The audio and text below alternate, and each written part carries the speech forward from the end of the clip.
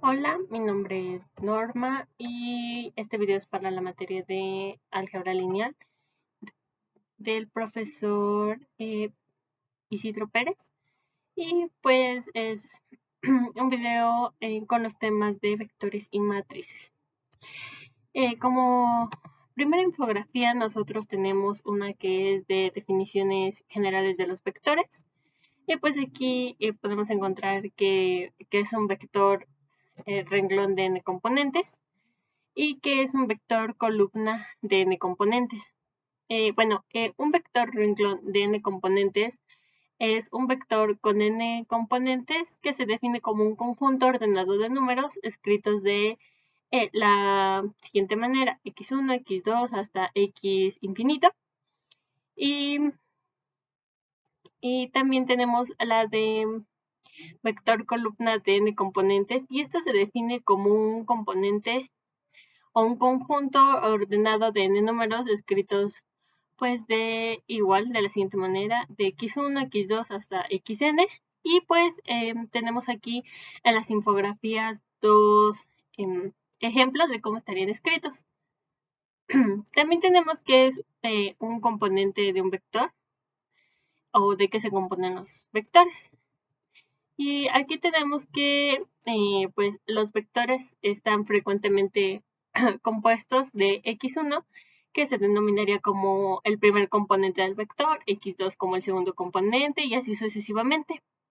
Y en términos generales, x infinito o xn se denomina como que enésimo componente del vector. Con frecuencia se hará referencia a un vector renglón de n componentes como un vector o como un vector de dimensión n. Y de este mismo modo se usará el término vector columna o vector de dimensión n para denotar un vector columna de n componentes. En la misma infografía tenemos que es una matriz, y pues una matriz es un arreglo rectangular de m por n números compuestos, en donde m es renglones y n es columnas. Y pues de igual forma tenemos un ejemplo donde a es igual a 11, a 12, a 1n y así sucesivamente. En la siguiente infografía de igual forma tenemos definiciones generales de los vectores, donde el símbolo Rn y el símbolo Cn. El símbolo Rn se usa para denotar el conjunto de los vectores de dimensión n, donde cada AI es un número real. Aquí igual tenemos un ejemplo. Y en el símbolo Cn se usa para denotar un conjunto de todos los vectores de dimensión n, donde cada CI es un número complejo. Luego tenemos renglones y columnas de una matriz. Y esto es cuando el símbolo m por n se lee, como ya lo dijimos, n por n, y a menos que se establezca lo contrario, se podría siempre utilizar los números de una matriz o un vector, y estos son reales. Y pues aquí tenemos el vector renglón y el vector columna.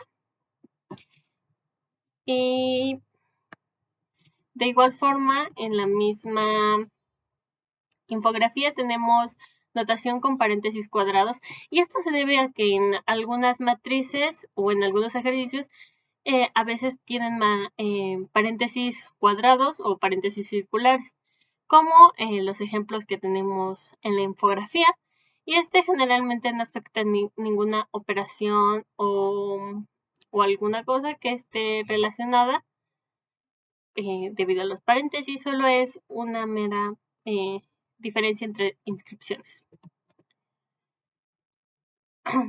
En la siguiente infografía de igual forma tenemos definiciones de vectores, donde pues es la localización de los componentes. En este caso tenemos una matriz de 3×3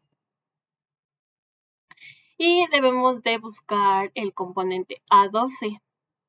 Entonces buscamos en el renglón 1, columna 2, y encontramos que, al menos en este ejemplo, A12 es 6. Y aquí siempre tenemos que, para encontrar un componente, tenemos que buscar en el renglón y en la columna. No podemos simplemente buscar en uno. Luego tenemos los componentes de una matriz. Y aquí tenemos distintos, como que matriz cuadrada, matriz cero, tamaño de una matriz. La matriz cuadrada es si A es una matriz M por N, como o con M es igual a N, entonces A sería una matriz cuadrada. Esto sería como 3 por 3, una matriz de 3 por 3. Y luego tenemos matriz cero, y esto es cuando una matriz M por N con todos los elementos iguales es igual a 0, y esta se denominaría matriz cero. Y luego tenemos el tamaño de una matriz, que se dice que una matriz M por N tiene el tamaño de M por N. Como siguiente tema tenemos suma de matrices y aquí tenemos distintos subtemas. El primero es suma de dos matrices y esto se da cuando A y B son matrices M por N y tienen el mismo número de componentes. Y pues aquí tenemos un ejemplo donde tenemos una matriz 4 por 3 y se suma con otra matriz 4 por 3, entonces sí es posible realizar este tipo de operaciones. Y sumamos el primer componente más el primer componente, el segundo componente más el segundo componente de cada matriz. Luego tenemos la multiplicación de una matriz por escalar y esto se da cuando tenemos una matriz A, que es M por N, y un escalar, entonces se puede hacer la multiplicación. Y pues aquí de igual forma en la infografía tenemos un ejemplo. Y aquí cada componente del escalar se multiplica por cada componente de la matriz. Luego tenemos la multiplicación de matrices y este es igual al anterior. Se da cuando tenemos el mismo número de componentes en una matriz. Y en el caso de la infografía tenemos que mi matriz es de 4 por 3 y esa matriz o la matriz principal la estamos multiplicando por 2. Y pues aquí cada componente se estará multiplicando por el número que nos está indicando, dándonos el resultado.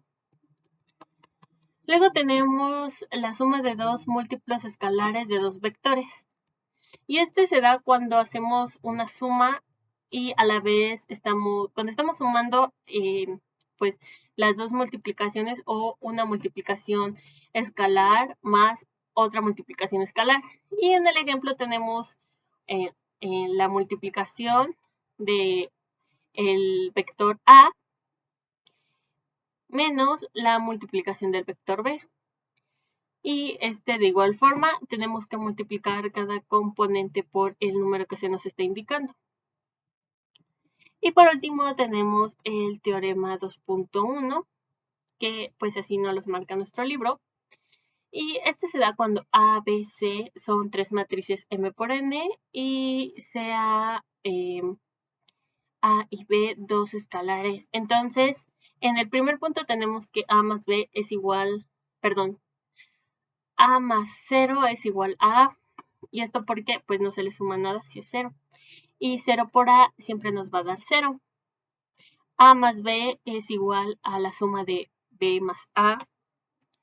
Y el producto de A más B más C es igual a A más el producto de B más C. Y así sucesivamente. Y de igual forma tenemos una multiplicación en cuanto a los teoremas que se presentan. Bueno, eso sería todo. Espero les agrade este video y muchas gracias.